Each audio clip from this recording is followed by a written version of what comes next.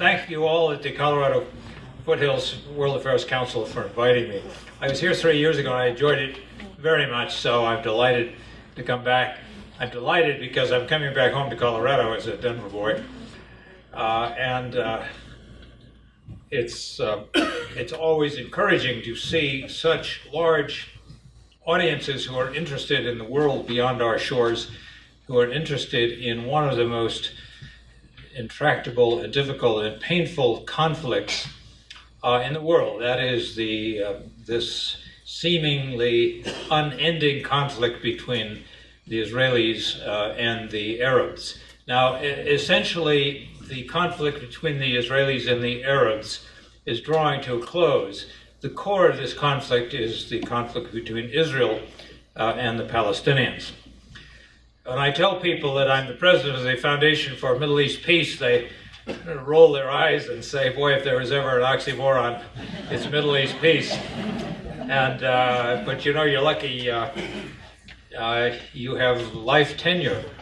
And it reminds me of the joke about the young Jewish boy in Poland back in the 19th century who got out of school and his mom and dad said, now, Moshe, you have to get a job. And maybe you'd like to be a doctor or a lawyer, and you start hustling and begin your job search. So he did.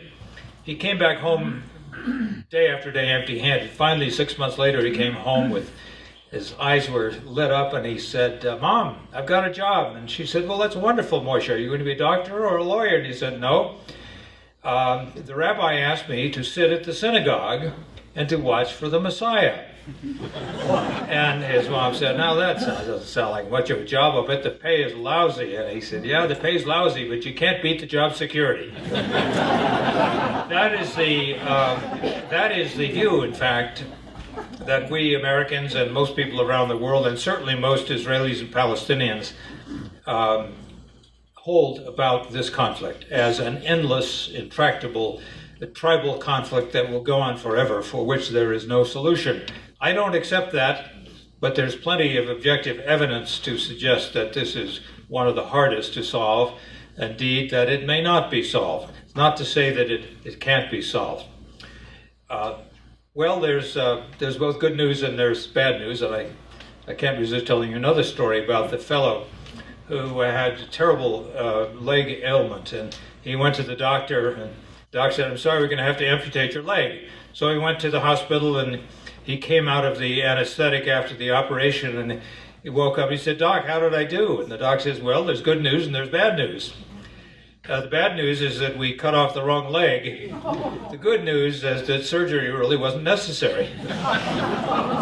Now, there is some good news in this conflict, I think, and I'm an optimist by nature, and that is that our new administration seems to be serious about a new American initiative to take on this conflict. I hope that's true. The bad news that it is a formidable problem, and whether or not the United States has the wisdom, the patience, the diplomatic resources to do this is an open question. But I think President Obama and his new envoy, Senator George Mitchell, are serious about this. George Mitchell is a distinguished mediator, diplomat, politician, a very serious guy, so the president could not have picked a better person to take on this huge task. Well, still there's deep skepticism, and people say amidst all of the many burdens that our government faces, is it worth it to risk failure to take on this conflict which has thwarted all diplomatic efforts by the United States in the past? It is worth it. Indeed, it is essential, even if success is not assured, and it certainly is not assured.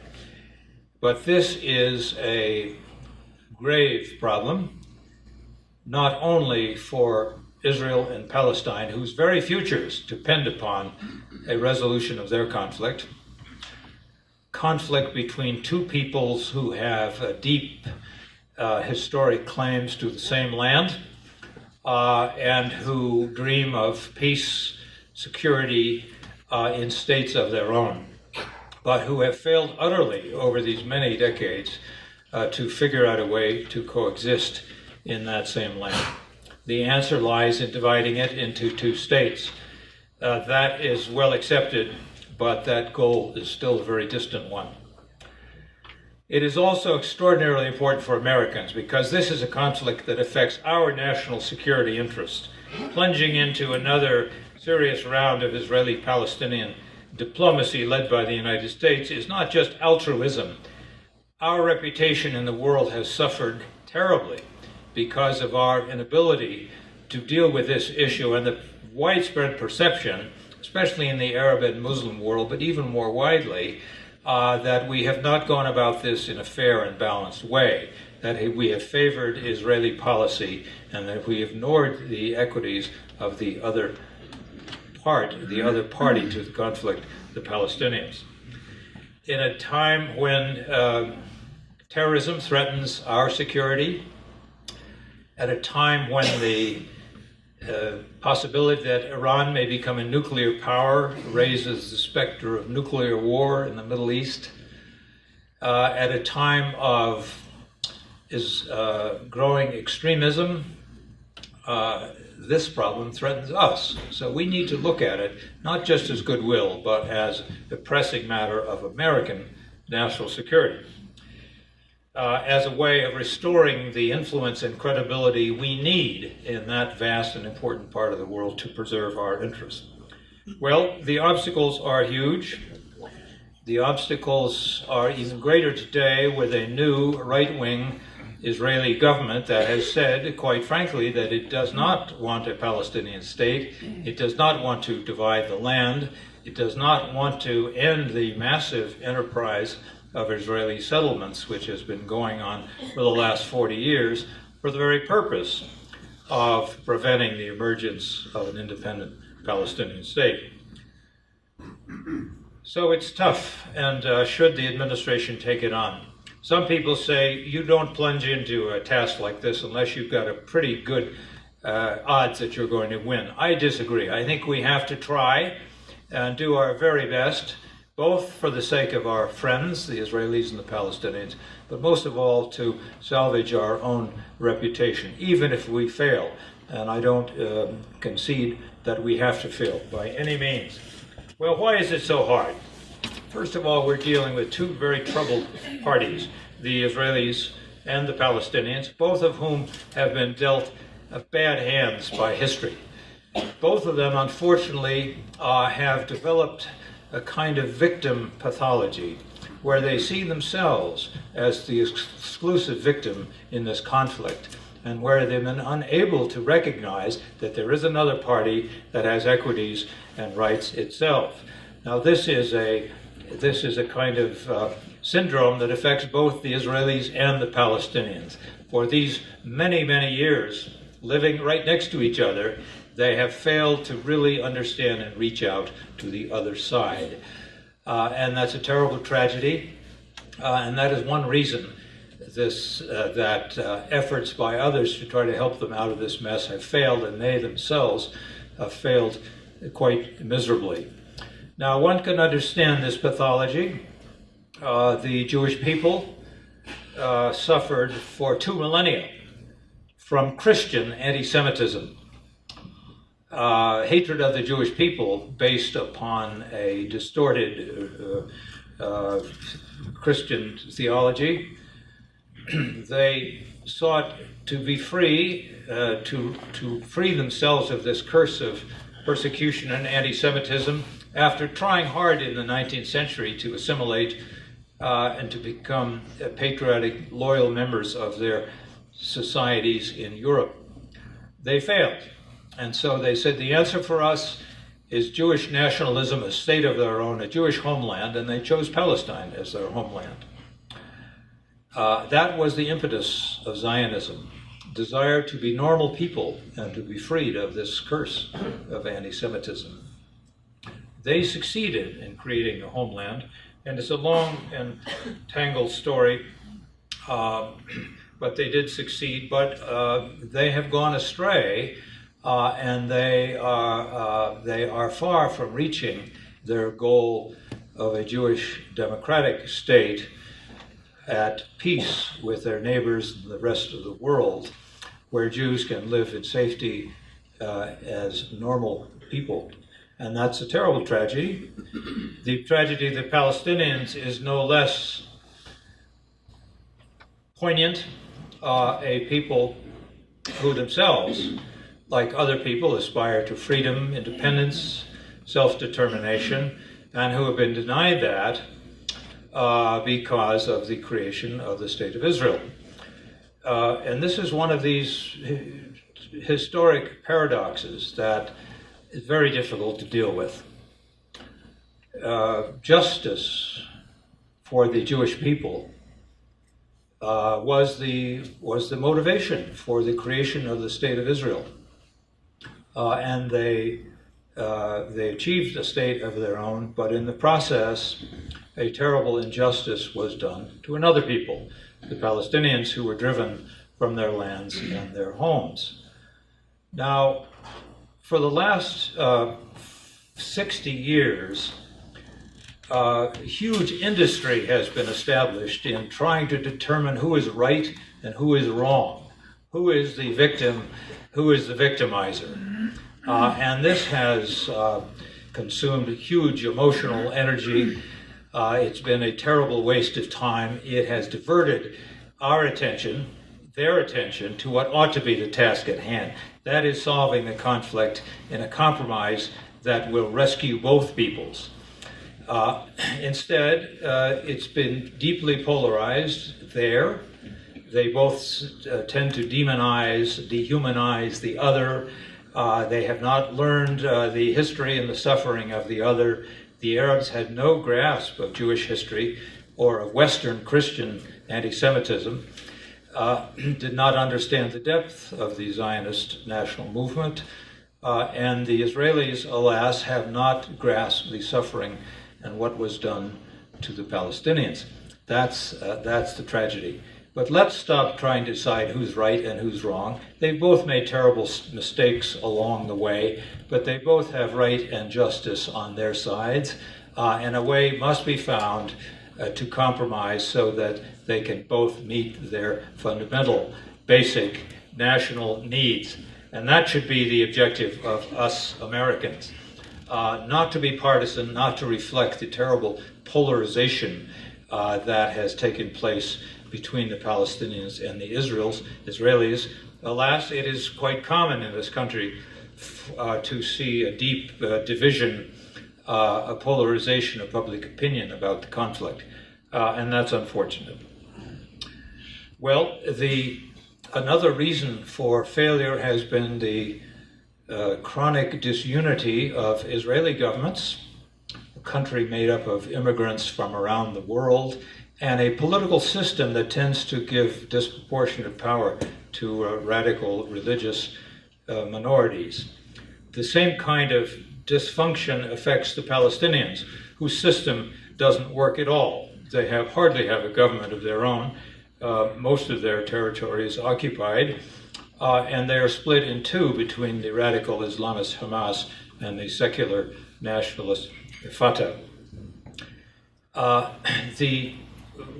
One of the central problems affecting this conflict has been the settlement adventure, which began in 1967 when Israel won a great war against combined Arab armies and occupied the West Bank and Gaza, the Golan Heights, and East Jerusalem, the occupied territories. There was a chance then to bargain, negotiate for peace. The Arabs weren't ready, nor were the Israelis, and the settlers won the battle, and the settlement movement began. I'll return to that later. Unfortunately, the Palestinians have resorted to terrorism, which they call armed struggle, as a way of advancing their cause. That has deepened the hatred and suspicion of the Israelis, who interpret that not as a rebellion against oppression and dispossession. They tend to interpret that violence as a symptom of hatred of Jews and a desire to destroy Israel. The Israeli army, which is the most powerful element in Israel, has used powerful violence and force against the Palestinians, has been very suspicious of compromise and diplomacy. And in recent years, the army has been increasingly identified with the right-wing Messianic settlers. There has also been, alas, confusion in the United States about the realities of this conflict and how to deal with it. For a time, we saw this conflict as just a feature of the Cold War with the Soviet Union, rather than a conflict over territory and national identity between two people in the same land. So for decades, we didn't really grasp the Palestinian issue. We were late in understanding it. The Bush administration took a step backward, the second Bush administration, in seeing this as just an aspect of what they call the war on terrorism. And rather than addressing the problem on its merits, they focused on the terrorism and wasted 8 years as the conflict deepened. Now there is a new Israeli government under Bibi Netanyahu who disavows the goal of two states, who supports the settlement movement. It's going to make it all that tougher. The emergence of the right in a democratic election is a product, more than anything else, of fear. Fear of violence. The Israeli leadership has been inclined to tell the Israeli public that this conflict is all their fault.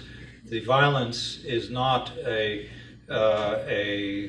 symptom of rebellion against oppression. It is a symptom of hatred.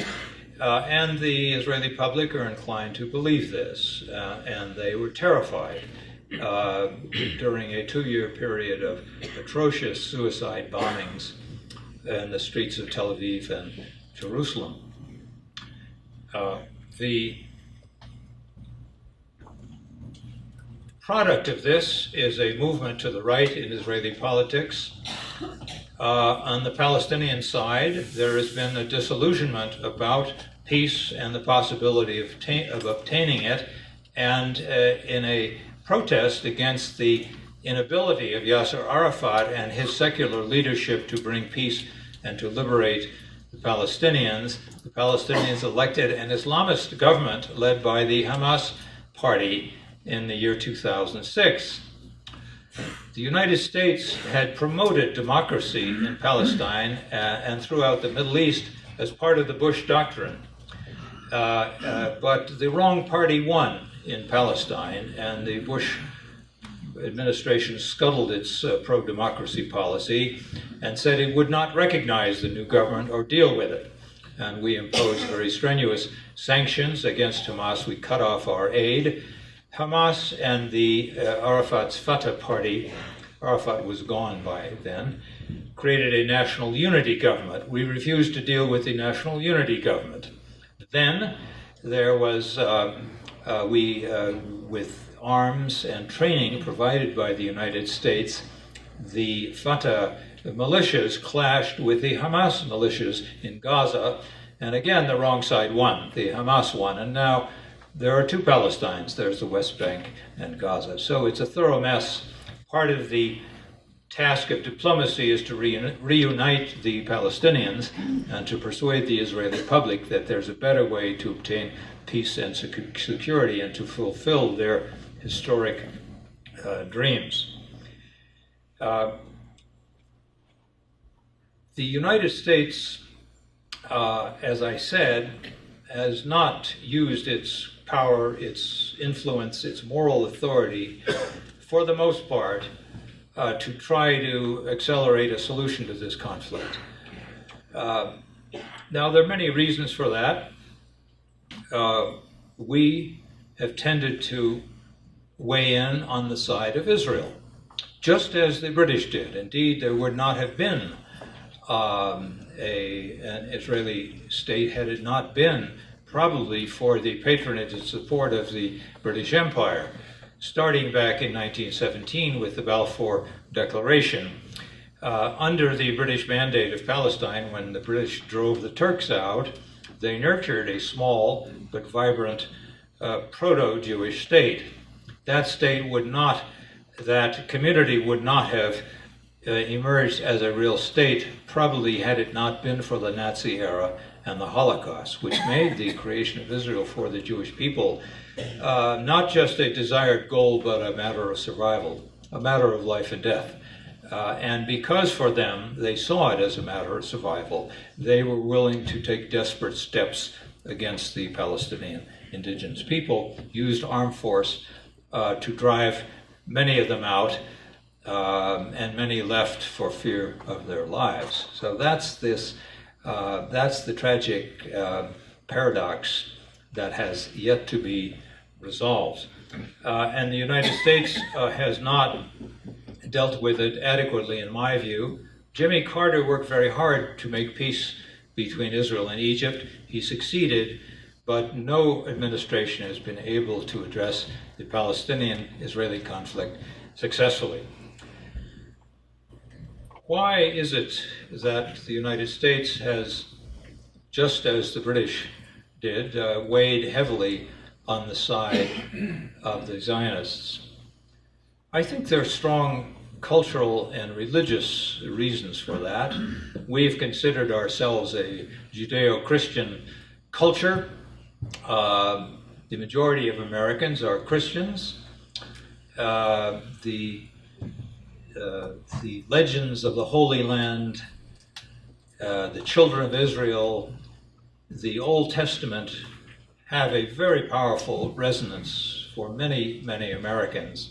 And Americans applauded when the Israelis won their victory over the Arab states in 1948. So there's a strong religious, cultural, and emotional tie between our two countries. There is no similar tie with the Palestinian Arabs. The U.S. encounter with the Arab world is very new, and there is none of this subjective religious cultural affinity with the Arabs. Indeed, Americans still bear strong suspicions about the Arab world and about Islam, and that has made it harder for us to be truly even-handed. And the Israelis have had superb diplomats. They have worked very hard to cultivate the American tie, and they have succeeded brilliantly. But it's not just the hard work of the Israelis, nor is it the hard work of various lobbies in the U.S. whose mission is to support Israel and to defer to Israel on matters of policy. Those have been important influences, but I think the alliance we have with Israel goes much deeper than that. We've not used this alliance wisely. We are indeed Israel's best friend and strongest supporter, but we have deferred almost consistently to Israeli policies, including bad policies. And the worst and most destructive Israeli policy has been this policy of building settlements in the occupied territories in a way that makes it very difficult to unravel the two populations, to separate them into two states living side by side at peace. We used to regard settlements back in the Carter era as a violation of international law. Indeed they are, but President Reagan dropped that volume, so we no longer have the tool of international law. We have used rhetoric to scold the Israelis. They have largely ignored us because we've never made it clear that we are serious in our opposition to settlements, and we regard it as the principal obstacle to peace with the Palestinians. Our policy has been, unfortunately, very, very weak. Let me return to talk in a little more detail about the settlement policy. In 1967, Israel occupied the West Bank and Gaza and began to build these settlements. At first, they were small encampments and villages. The spearheaded this movement were a small but very politically astute and dedicated group of Messianic Jews who believed in a minority strain of Judaism which preaches that the most important priority for the Jewish people is to recover the land that Abraham gave to the Jewish people, and that this will bring forth the Messiah. That doctrine overwhelms the more traditional fundamental bases of Judaism: justice, respect for the other, and tolerance. And that group prevailed with the help of the Israeli army against the arguments of the Israeli liberals, who said if we occupy and settle all this land, it's going to corrupt our society, we will lose our democratic nature, and we will be embroiled permanently in war with our neighbors. One of those who made that argument was no less a figure than David Ben-Gurion, the George Washington of Israel. But they lost the battle. The settlement movement was launched, and it grew and prospered over the years. The little triangles are new settlements, facts on the ground, they called them. The idea was that by densely settling Jews in the West Bank, it could never revert to Arab sovereignty. And today there are some 290,000 Israeli settlers who live in the West Bank. There are 200,000 in East Jerusalem. And unless that project is reversed, there will be no peace, because today, far from two states, there is a de facto one-state reality there. And that has to be reversed if there's to be peace and two states. This is a settlement outside of Jerusalem. That is an Arab village. But part of the settlement project has been the construction of what the Israelis call the settlement barrier. The Palestinians called it the apartheid wall. It depends on whose point of view you're espousing, but it is both a barrier and a wall made of steel and concrete, which winds deeply inside of the West Bank. The black line is the line of the separation barrier. It had two functions when Ariel Sharon began building it in 2003, to prevent further infiltration of terrorist bombers. But you'll notice that it is not built on the 1949 armistice line.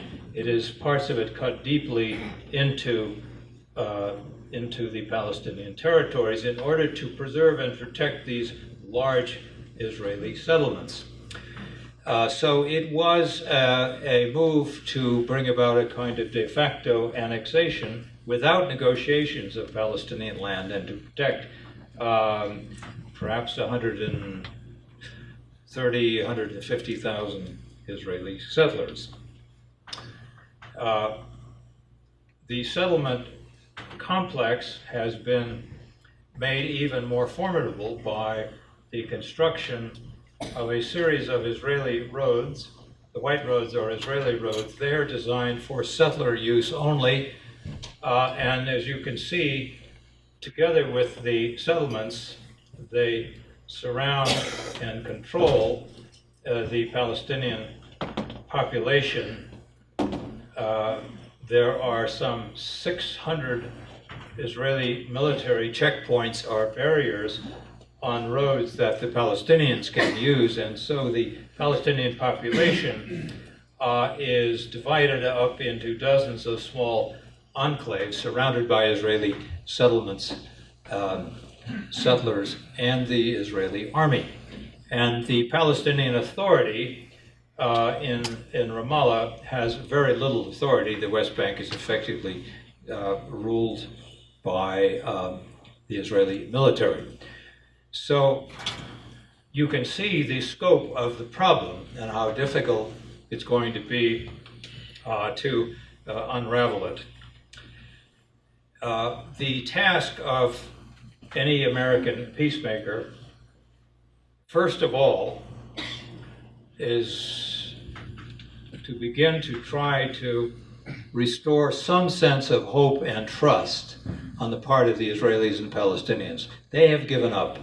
They don't believe it's possible any longer, although ironically, public opinion polls show that the majority of both Israelis and Palestinians want peace, recognize that there cannot be peace without two states.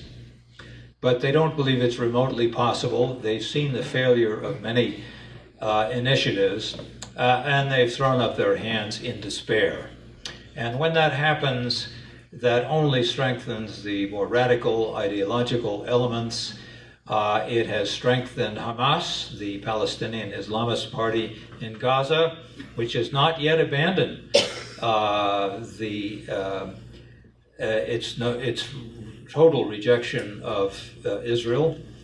It has strengthened the right-wing settler movement in Israel. Both of these groups have played upon emotion and fear to demonstrate that there is no way out of the status quo, and that the objective of their side is to defeat the other side. Now, this is crazy because these are two very large, very strong communities, both of whom are rooted in that land. Neither of them are going away. Neither of them are going to be destroyed. And this zero-sum notion that someday we're going to win and they're going to lose is a lunatic idea, and it can only bring further bloodshed and suffering for both peoples. This is the reality that has to be changed. Now, is it possible? Increasingly, one hears among Palestinians the idea that we tried two states, but we failed.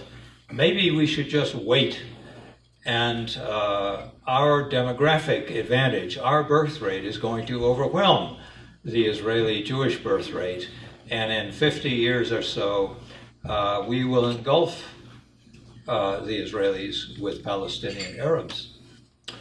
There are a few radical voices in the U.S. that say that two states is not going to work. The only just solution is one secular democratic state. That is not a just nor a workable solution, because a single binational democratic state would mean the end of the state of Israel. It would mean the end of the Zionist dream. And Zionism is an extraordinarily powerful movement whose origins go back hundreds and hundreds of years. The Zionists are not going away, nor are the Palestinians. The challenge is to encourage the emergence of a new Zionism, or perhaps to return Zionism to its roots, which emphasize democracy, the emergence of an enlightened Israeli state, which will be a light unto the world, peace with its neighbors, and a normal life for Israelis. That is the challenge. And we have many Israeli friends who deeply believe in that dream and are not prepared to abandon it, but a great many Israelis have. And a great many Palestinians have. So when people say, let's just have one state, that will resolve the issue, that's utter nonsense. Well, what can be done? How can this massive settlement enterprise, which has really been the national project of the State of Israel for the past 40 years, be reversed? The Israeli public is becoming increasingly aware of the demographic problem, that within perhaps 10 years there will be more Israelis than, there will be more Arabs than Jews living under Israeli rule, and that frightens them. They haven't reconciled that understanding with their surrender to the status quo and their belief that there is no way out of this dreadful trap. So I say that the first challenge of diplomacy is to restore hope. Can it be done? Given the broken nature of Israeli politics, the division of Palestinian politics, the geographic division of the two parts of Palestine, and what in the past has been unwise and unbalanced international policies, I think it can be done. I don't think Israelis and Palestinians are violent tribal people who dream of revenge, who relish violence. They are normal people who have been caught up in the coils of history and who deserve a better fate. And if offered that in a way that was tangible and compelling, I think they would rally to it, both peoples. They can't do it themselves any longer. I mentioned the dysfunctional quality of the Israeli government. It's a long story, but in a word, their parliament has a very low threshold for political parties to elect representatives. And so there are dozens of political parties in Israel, many of whom have elected members of the parliament. And many of those small parties are ultra-religious or ultra-right-wing settler parties. And those parties have coalesced into a very powerful blocking vote in the Knesset, which does not reflect the interests and the wishes of the majority of the Israeli public. And thus far, they have thwarted almost every peace initiative. Yitzhak Rabin wanted peace. He wanted to divide the land. He was assassinated by a fanatic Israeli settler. And others have come a cropper. And as I say, the Palestinian system is even more deeply shattered. So the unhappy reality is that this has got to be a job for the international community, and especially the United States. No combination of foreign governments, the United Nations, could do this by themselves. It cries out for powerful American leadership. We have this precious alliance with Israel, which can be used to our advantage and theirs, but we haven't. We haven't used it wisely.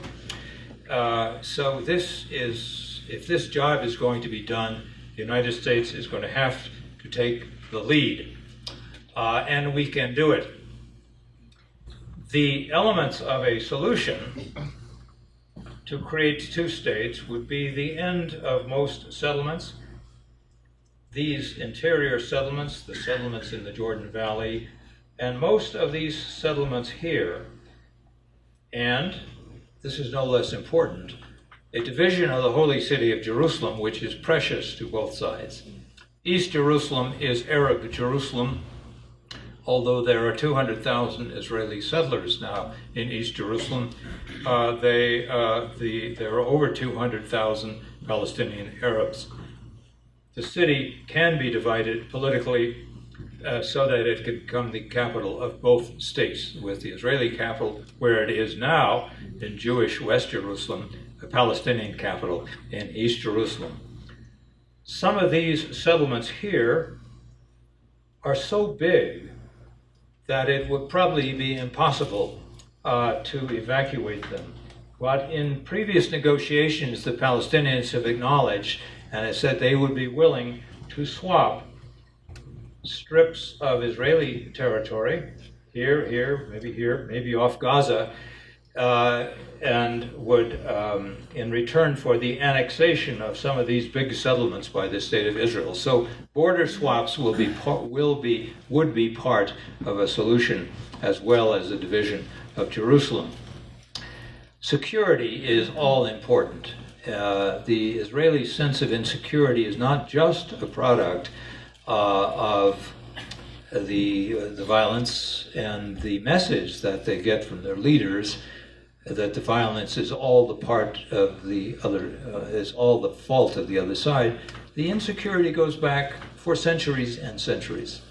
And any wise American initiative would have to find a way to reassure the Israeli public that if they withdraw from the settlements, emancipate the Palestinians, in the interests of peace, that they would be safe. Israeli politicians said, we left the Gaza Strip, and what happened? They started shooting rockets at us. Yes, they have been shooting rockets, but immediately after Ariel Sharon withdrew from the Gaza Strip, he clamped a very tight closure on Gaza and made life extremely difficult for the Palestinians. Condoleezza Rice tried to negotiate a transit and trade agreement between Israel and the Palestinian Authority. It was violated by Israel before the ink was dry. So the Gaza situation is one in which there are two stories. Would the Palestinians turn the West Bank into a rocket launching pad to destroy Israel if the settlements left? I don't believe so.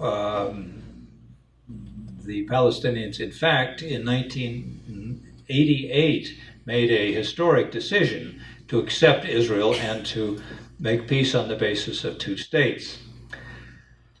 The idea that they, once having a state of their own, they would immediately wage war on Israel, the most powerful state in the Middle East, I think is implausible. Nevertheless, any peace agreement will have to reckon with the Israelis' need for very strong security assurances, and it may be necessary, at least for a while, to create an international peacekeeping force to monitor the evacuation of the settlements and to reassure the Israelis. The lasting peace will require good relations between the two societies, and that is not impossible. These people are not born haters. They have a lot in common.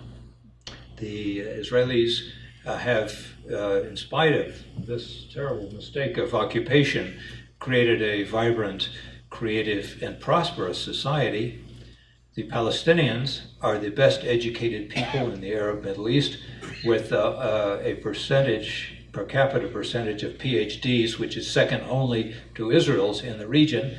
Both people are hardworking, enterprising, and they could create a very fruitful economic relations if they could separate themselves. The Palestinians could serve as a bridge to the Arab world. And happily, in the year 2002, the Arab states finally abandoned their historic posture of rejecting Israel. In the Arab League Declaration of 2002, they said, we are prepared to accept normal relations with the state of Israel and peace if the Israelis negotiate peace with the Palestinians and withdraw from the territories occupied in 1967. The Arab League Declaration also said there had to be an agreed upon resolution of the refugee issue, and there must be. And those Palestinians who claim that there can never be peace until all of the Palestinians who were forced to leave in 1948 and go back to their lands and homes in Israel are wrong. That's a deal breaker. A resolution of the refugee issue has to be a compromise involving compensation, perhaps some token return of refugees. But the majority of the refugees who live in neighboring countries in the Middle East, if they wish to go back, would go back to the new state of Palestine. All of this has been discussed endlessly for the past 20 years, so the formulas for solving the problems of Jerusalem, refugees, security, borders, and settlements are there. And what it takes is political leadership to package these in a new initiative and to present it to the Israelis and the Palestinians as a vision, a real vision of peace. It would have to be presented with tremendous skill and compassion and empathy for both peoples. It would have to be credible, and it would not be if the administration were to cut and run at the first sign of opposition in Israel or opposition in Palestine or opposition here in the United States. It would have to be patient and sustained. That can be done, and I think that is the vision that Barack Obama is considering. That is what is needed. If that offer, if that vision is presented, if it's done in a way that's credible, if we show that we're serious and if we stick to it, I think the Israeli public and the Palestinian public would rally and support it. And if their leaders decided to defy the United States, a good faith offer which met their fundamental needs for Israel, a Jewish democratic state at peace, for the Palestinians, freedom, sovereignty, human rights, and end of occupation, they'd get rid of their leaders. So that's the bright hope, and that's what we would like our president to do. Now, people say you can't do it because of AIPAC. You can't do it because of the, quote, Jewish lobby. That's utter nonsense. Of course, there are lobbies which support Israel, right or wrong. But there are other lobbies who are working for peace. There are new, growing and dynamic Jewish lobbies which want two states, which want to preserve Israel in safety and security as a Jewish democratic state, and they're growing. They are lobbying also.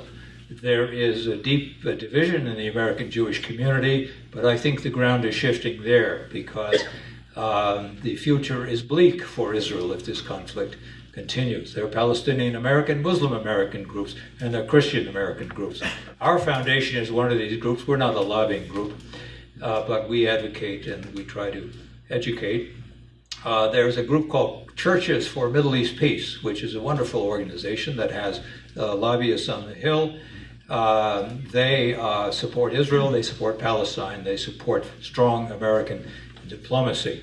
There are some brochures on the outside from Churches for Middle East Peace. They would invite your inquiries. They'd love to have you on their email list. So here's an opportunity for us as Americans to use our rights as citizens to try to encourage our president to do the right thing. There's a website in the White House. They say they welcome queries and proposals from American citizens. I think that if the president were to take the kind of action that I recommend, he would find a very, very strong body of support in this country. Now, that would take some hard work and some cultivation of a peace-minded constituency in all communities. I think the president can do that, and I think we have it within our means as a nation to rise to this challenge. So I hope we'll do it. Thank you. We talk about this United States Yes. initiative that Syria and Jordan and Egypt and other Middle Eastern countries really need to take a leadership role in resolving all of this. And I think that is happening more and more. We should be focusing on that more and more. Not that we step out of it, but that they need to take a bigger role and encourage. Yep. The question was, shouldn't the Arab states take a bigger role? Yes, indeed. They've taken an important and historic first step with the Arab League Declaration, promising conditionally normal relations with Israel, but they need to use their resources and their diplomacy more actively than they have in the past. Jordan is active, Egypt is active, both of them have made peace with Israel, and some of the smaller Arab states are beginning to step up to the plate. But essentially, this is our job. We have to do this. I wish we didn't, but this is a task for the United States of America. We'll try the mic again. I think it's definitely working now. Another question. In your in your judgment, how much has the United States continued aid to Israel contributed to all this? We contribute more to that country than to any other. That's right. Egypt also receives a very disproportionate share of American aid. The massive American aid to Israel and Egypt were rewards for their agreement to make peace in 1978. Those two aid packages at some stage need to be re-examined. I am opposed to the idea that the first thing the administration should do in order to influence Israeli policy would be to reduce our aid. I think that would be a bad idea. I think that it's conceivable at some stage that we would need to use that as a form of leverage, but certainly not at the beginning. Remember, the aid was made at a time when all, except Egypt, all Arab states at Egypt still vowed to make war against Israel. Israel is a small country. It needs a powerful military force. The fact is, though, that Israel now receives something like $500 per capita in American aid, and it has a standard of living which is very close to that of the United Kingdom. But it would be impractical, for one thing, to try to cut off Israeli aid, because the White House doesn't appropriate aid, the Congress does. And the Congress would not react positively to this as an initial step in American peacemaking. I think it would also play into the hands of the right wing in Israel that says even our best friend, the United States, has abandoned us. We need to be even tougher against the Palestinians. You're an excellent speaker. I totally disagree with you. But I like to tell a little joke like you did. You may have seen the old cartoon, the Peanuts cartoon with Lucy, Charlie Brown, and the football. Lucy being Israel, Charlie Brown being the hapless United States, and the football being Middle East peace. Because every time they say we'll make peace, Israel jerks the football away. It wasn't just George Bush. It's been going on for 60 years. It's been going on, well, I've been around for all the time it's been going on. And the question I've got is, just an aside, is if there were not oil in the Mideast, would we support Israel? Yes. I think we support Israel not for strategic reasons. We support Israel because of our culture, of our religion. And we support Israel because many Americans feel, for good reason, that the Western world and the United States owe a moral debt to the Jewish people. For those 2,000 years of Western Christian mistreatment of the Jewish people, that's a very well-grounded sentiment. And that one was deepened as a result of the Nazi era and the Holocaust. So that's an important part of our support for Israel. Is that the United States? Beg your pardon? Is that the United States? We owe more to the Indians. We're part of the Western, yes we do, indeed we do. We're part of Western civilization. When I was growing up as a young man, anti-Semitism was pretty rife in the United States. I think we've gone a long way to overcome that. Now, I don't think friendship and support for Israel means giving Israel a blank check or refusing to give them the advice of the kind that friends give their friends. Our unwillingness to criticize dangerous, reckless Israeli policies over these many years have enabled the Israeli government to operate in a kind of cocoon, free of the normal responsibilities and constraints of being a nation state. And you can understand that. Israel is a young state, not practiced in diplomacy.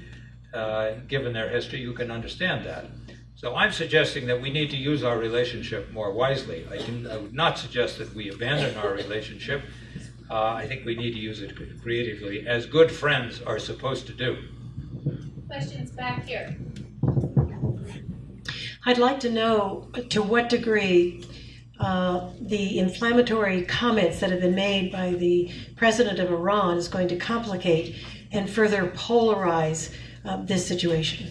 I think they hurt a lot. I think they scared the hell out of the Israeli public when it is clear that Iran is moving toward some kind of nuclear capability. Whether it's only the knowledge and the scientific wherewithal to make nuclear weapons or the actual manufacture of nuclear weapons, it's very scary, especially when this crackpot Iranian president cannot stop making vicious anti-Semitic, anti-Jewish utterances. I'm not sure that he'll be re-elected. He's up for election next summer. I do not believe that the state of Iran is going to make war against the state of Israel. They have a healthy regard for their own self-preservation, and they know perfectly well what would happen if they did. Nevertheless, it's a complicating factor. I think our president is right to try to probe to see if it's possible to find a new American relationship with Iran. Such a relationship, I believe, would require Iran to stop manipulating and exploiting the Israeli-Palestinian issue and to behave like a mature nation state.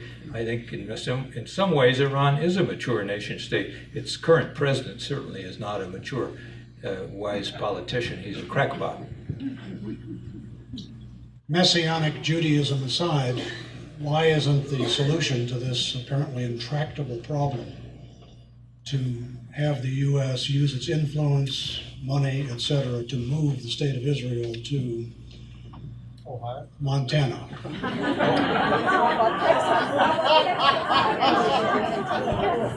No, in the early days of the Zionist national movement, there were suggestions that they establish the state of Israel in Brazil or in an island somewhere in the Indian Ocean. But the attraction of Israel for the Jewish people is quite clear. It was the ancient Jewish homeland, and it has a powerful hold on the imagination and the emotions and the memories of the Jewish people.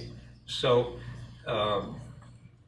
the idea of recreating Israel somewhere else, first of all, where are you going to do it? There's a popular canard in Israeli right-wing politics that Jordan is Palestine, and that the solution lies in having either moving the Palestinians to Jordan or having Jordan take over the West Bank. That's the last thing in the world any Jordanian leader would ever want to do.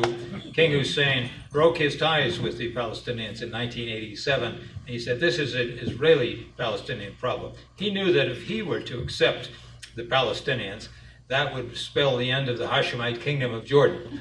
So finding another place for Israel is not a winning solution.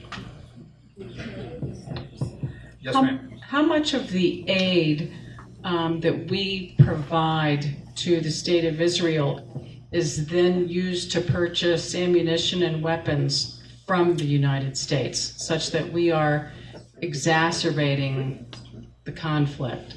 We have laws which require that our arms sales and our arms grants to other countries be used only for purposes of self-defense.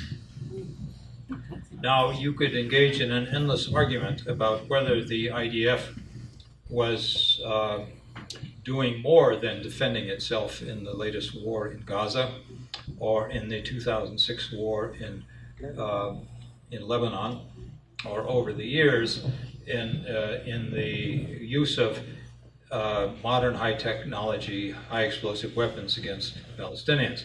The U.S. has been a little lax, in fact, in exercising its export control laws. But we have blown the whistle in one case, and that is the use of cluster weapons against civilians. We need to do more to tighten up our enforcement of our own laws. I'm not suggesting that we should not sell arms or that we should drop our military aid to Israel, but a little more scrutiny would be a good idea. What is Saudi Arabia's attitude toward the peace movement? The Saudi Arabians are becoming more active after decades of being rather timid. It was King Abdullah of Saudi Arabia who launched the Arab Peace Initiative in the year 2002. He was then the crown prince, he's king now, that the Arab world was ready to make peace with Israel if Israel would do right by the Palestinians. So the Saudis are beginning to step up to the plate. I wish they would be more active. The problem in many of these Arab states is that their governments do not have total respect and legitimacy from their own publics.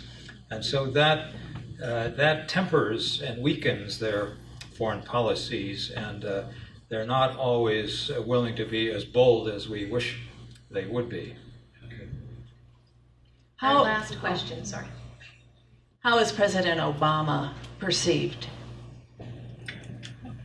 Well, my impression is that he's made an early and very positive impression on the rest of the world, not just the Middle East, because of his skillful use of the English language, his ability to identify with other people, and his message that we need to work together, we need to respect each other,